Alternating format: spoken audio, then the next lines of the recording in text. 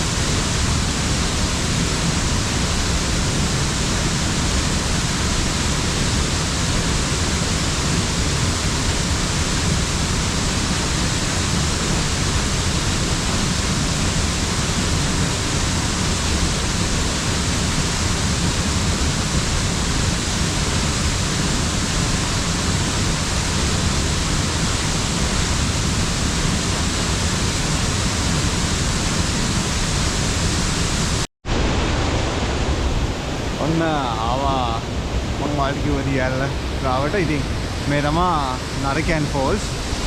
ඒ තරම්ම ලොකුම දියැලක් නෙවෙයි, හැබැයි මාර ලස්සනයි. මේ බලන්න මේ පැත්තෙන් දියැල කඩා ගන්නවා. මේ පැත්තෙන් ඇවිල්ලා දියැල කඩා ගන්නවා. මේ තමයි පූල් එක.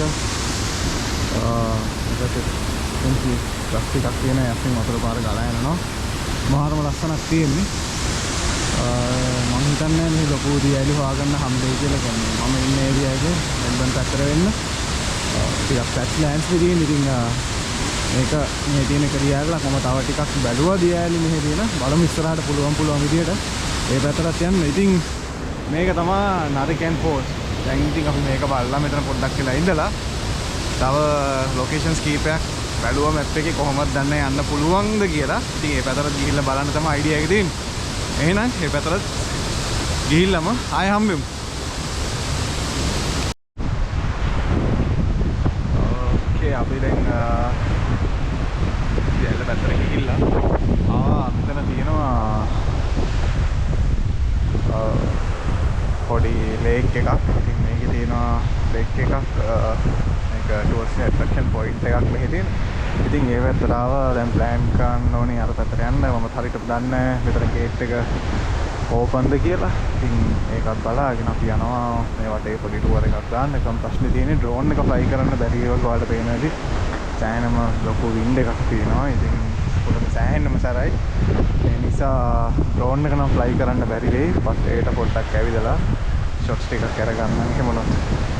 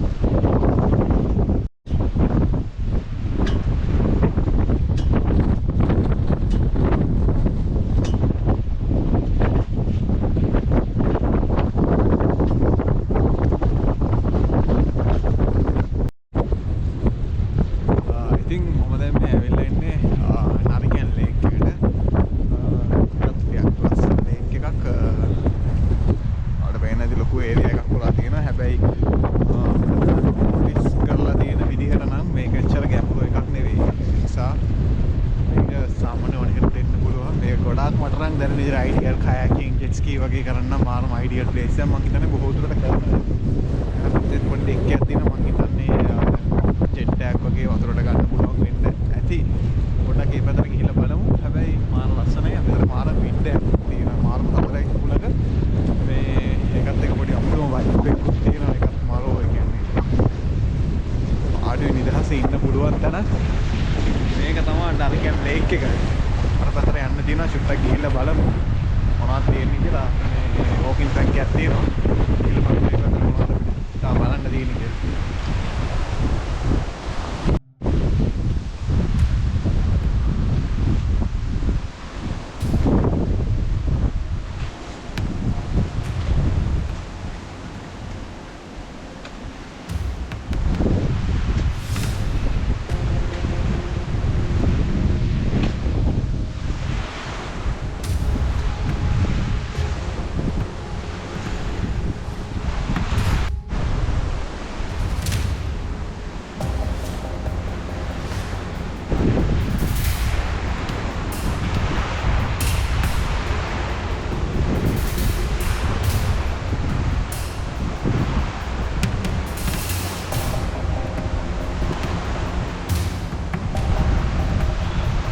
තියෙනවා වෝකින් ට්‍රැක් එකක් බලමු ඉතින් ගිහිල්ලා මොනවද තියෙන්නේ කියලා මට හරියම අදහසක් නැහැ. හරි ගිහින් බලමු මොනවද දේවල් බලා ගන්න තියෙන්නේ කියලා.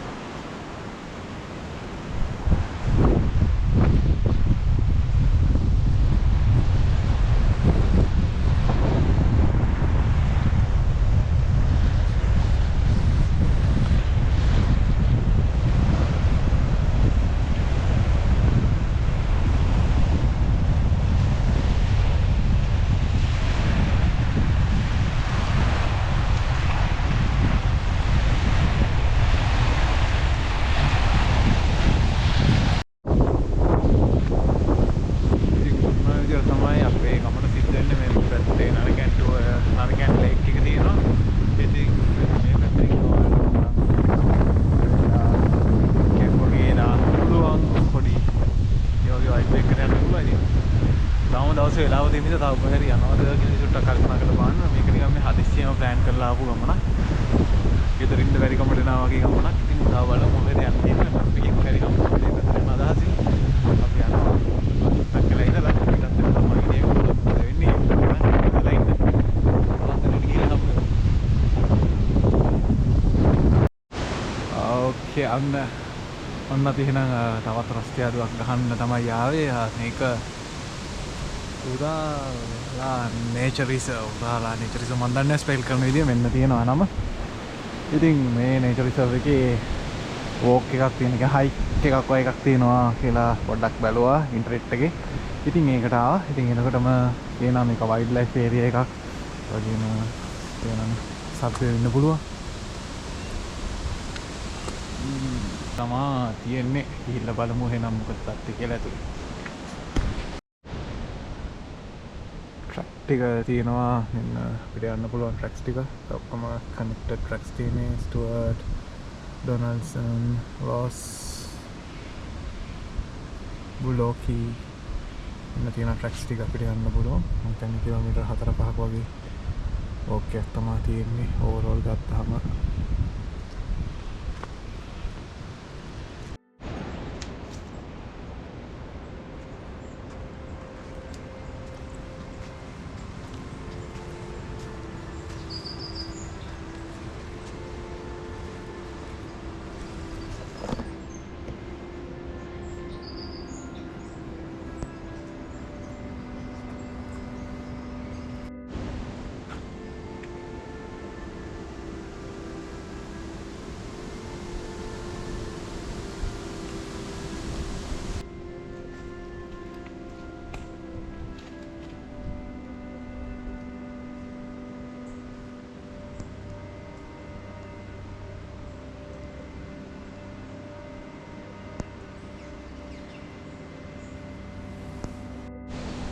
රයිට් ඔන්න උලාරා නැෂනල් පාර්ක් එකේ පොඩ්ඩක් ඇවිදලා ආවා. මම ලොකු වීඩියෝස් ගත්තේ නැහැ. මේකේ ස්පෙෂල්ම මොකුත් නැහැ. හැබැයි මාර නිදහස් මාරම නිස්කලංක ට්‍රැක් එකක්.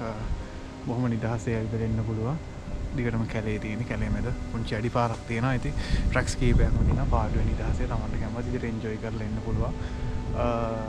බොහොම නිදහස් තැනක්. ඉතින් අපි මේ පැත්තෙන් ගියා. දැන් ආයෙ මෙන්න මේ පැත්තෙන්. ඒ කියන්නේ ට්‍රැක් එක ගිහිල්ලා කොහොම හරි පාරට ආයෙ වෙනම තැනක. ඉතින් ওই විදිහට තමයි අපි ගමනුනේ. එහෙනම් අපි අදට අපේ ටුවර් එක නවත්තන්න කියලා තමයි ප්ලෑන් කරලා තියෙන්නේ. එහෙනම් එකතු වෙලා ඉන්න පියමන් එක තවත් අලුත් ගමනකින් හම්බෙමු ඕස්ට්‍රේලියාවට සිද්ධ කරන ජය වේරක.